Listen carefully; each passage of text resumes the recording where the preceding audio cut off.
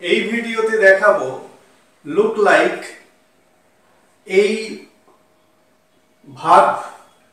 Look একটা verb, তার সঙ্গে লাইক যোগ করে আমরা কিভাবে বিভিন্ন ধরনের বাংলাগুলোকে ইংলিশে বলতে পারি বা লিখতে পারি।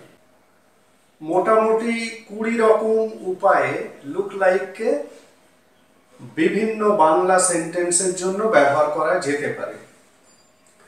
সেই 20 রকমের অর্থাৎ লুক লাইকের যে 20 রকমের ব্যবহার, সেই ব্যবহারগুলো আমি পার্ট পার্ট করে দেখাবো। এই ভিডিওতে আমি প্রথম 5টা দেখাবো, এরকম ভাবে পরপর আমি দেখিয়ে যাব। এখানে যে ভার্বটা ইউজ হবে সেটা হচ্ছে লুক, এই ভার্বটা ইউজ হবে, ঠিক আছে। এর সঙ্গে লাইক যোগ হবে, ঠিক আছে। এই লুক লাইকের পরে সেন্টেন্স থাকতে পারে আবার নাও থাকতে পারে, মানে ফ্রেজ, কোনো ফ্রেজ থাকতে পারে, কোনো শুধুমাত্র শব্দ থাকতে পারে, ঠিক আছে। লুক লাইক প্লাস সেন্টেন্স, এখানে অবশ্যই সাবজেক্ট বসবে একটা, ঠিক আছে। তাহলে টোটাল ব্যাপারটা হলো subject plus look like plus sentence. Look যেহেতু ভার্ব, তাহলে এটাকেও তোমরা টেন্স ওয়াইজ চেঞ্জ করতে পারো, অবশ্যই যেন সেন্টেন্সটা মিনিংফুল হয়। এইটা হলো একটা সিম্পল সেন্টেন্স স্ট্রাকচার। এই স্ট্রাকচারটা ধরেই আমরা বাংলা বাক্যগুলো তৈরি করব। ওকে ওর মায়ের মতন দেখতে, এখানে সাবজেক্টকে ওকে মানে ও, ঠিক আছে। তার মানে হি, ভি বা সি, এখানে আমি সি ধরি, সি। ওকে দেখায় লুকস, সি লুকস, ওকে দেখায় ওর মায়ের মতন, সি লুকস লাইক, এখানে মতো মানে like, she looks like her, ওর মা, ঠিক আছে। She looks like her mother মানে ওকে ওর মায়ের মতো দেখতে। সি লুকস ওকে দেখায়, লাইক মতো, হার মাদার মায়ের, মানে মায়ের মতো ওকে দেখায়, মানে মায়ের মতো ওকে দেখতে, ঠিক আছে। বোঝা গেল? এটা শারীরিক মিল, আমরা দেখে আমাদের যেটা মনে হচ্ছে সেটাই আমরা এখানে বলছি। পরেরটা দেখে মনে হচ্ছে যেন বৃষ্টি হবে, এটা একটা ধারণা করা হচ্ছে, কোন একটা সিচুয়েশন থেকে ধারণা করা হচ্ছে। তো সেই সিচুয়েশনটা আমরা চোখের সামনে দেখতে পাচ্ছি যে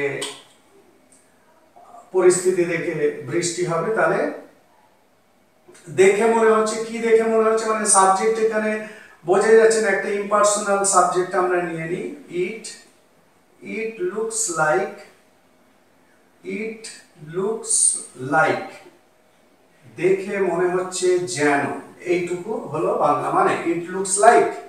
পরেরটা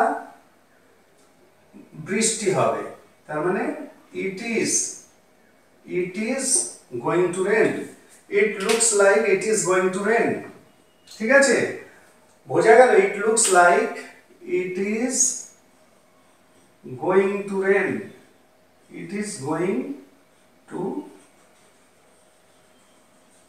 রেন, ঠিক আছে। It looks like it is going to rain. পরেরটা দেখে মনে হচ্ছে জানো, ও উত্তরটা জানে, অনুমান করছো, অনুমান যখন করছো এটাকে অ্যাজ ইফ দিয়েও বলতে পারো, তার মানে দেখে মনে হচ্ছে জানো ও উত্তরটা জানে, তার মানে হি লুকস লাইক, হি কাকে দেখে মনে হচ্ছে, ওকে, ওই কারণে হি লুকস ওকে দেখায় যেন, লাইক হি লুকস লাইক, হি ও জানে, নোজ দি আনসার মানে উত্তরটা, he looks like he knows the answer. বোঝা গেছে? He looks like he knows the answer. এখানে এই লাইকের জায়গায় অ্যাজ ইফ ইউজ করতে পারো, he looks like he knows the answer, like ব্যবহার করেই বলা ভালো, অ্যাজ ইফটা অনেক বেশি ফর্মাল লাগে। পরেরটা দেখে মনে হচ্ছে তোমার দিনটা বাজে কেটেছে, দেখে মনে হচ্ছে তোমার দিনটা বাজে কেটেছে, তাহলে এক্ষেত্রে দেখে মনে হচ্ছে, তাহলে কাকে দেখে মনে হচ্ছে, তোমাকে, ইউ লুক লাইক, তোমাকে দেখাচ্ছে, ইউ লুক লাইক, তোমাকে দেখাচ্ছে, তাহলে তোমাকে ইউ লুক দেখায়, লাইক যেন, তোমাকে দেখাচ্ছে যেন, ইউ তোমার দিনটা বাজে কেটেছে, তার মানে you have had a bad day, you have had a bad day. ঠিক আছে, you look like you have had a bad day.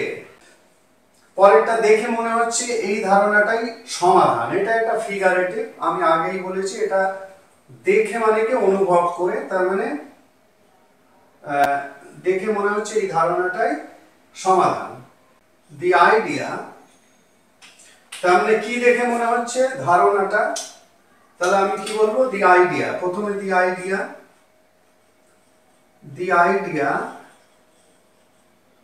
looks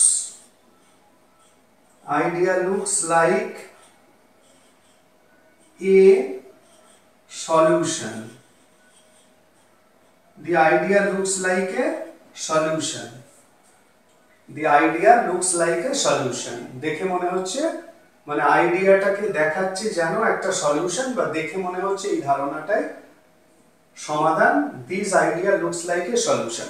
তাহলে বোঝা গেল লুকস লাইক কে কিভাবে ঠিক ব্যবহার করে ইংরেজি বলতে হয়, মানে কোন কোন বাংলা ক্ষেত্রে বাংলার প্যাটার্নটা কিরকম হলে সেই জায়গায় তোমরা লুক লাইকটাকে ব্যবহার করবে।